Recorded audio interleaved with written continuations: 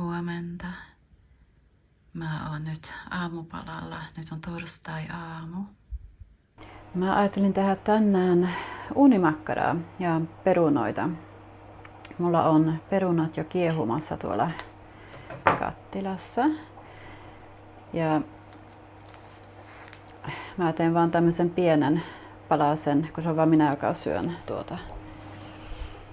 Tämä on siis sitä ruotsalaista falukorvia.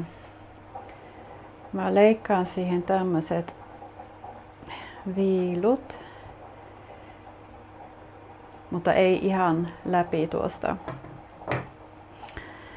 Ja siihen mä ruukaan useasti panna esimerkiksi bostonkurkkua kans, mutta mulla ei oo sitä nyt, niin mä paan vähän sipulia.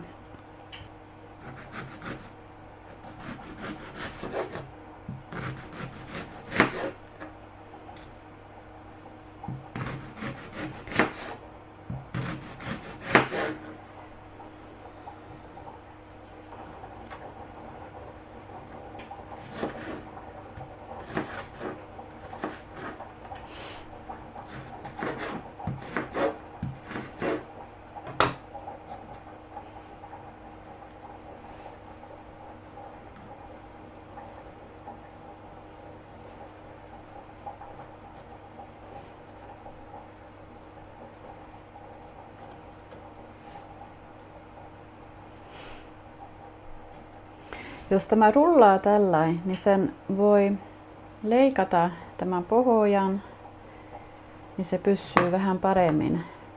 Olisi voinut jo etukäteen leikata, mutta niin se pysyy paremmin tuossa, ettei se lähde rullaamaan.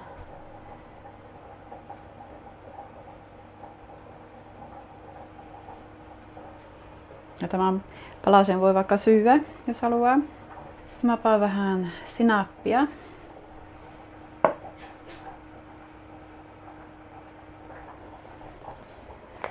Ja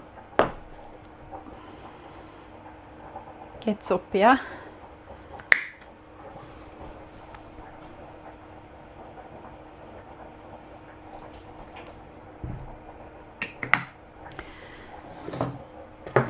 Ja juustoa tietenkin. Tämä on kermajuusto, joka mulla on tässä. Niin, jos haluaa, niin voi tökkiä tuonne reikiin, mutta mä paan tällä tuohon päälle ja nyt se sullaa sinne.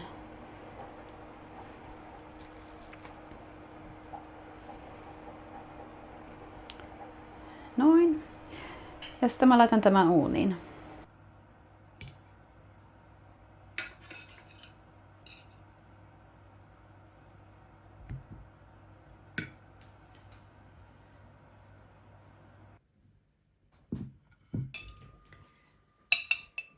Ja mä paan vähän suolakurkkuakin lisäksi.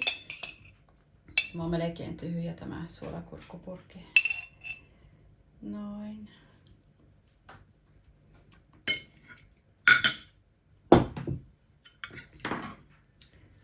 No niin, maistellaanpas.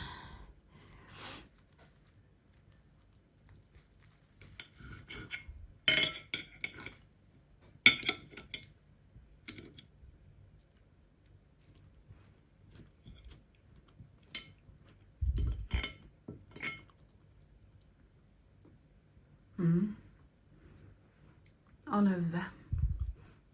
Ja helppoa.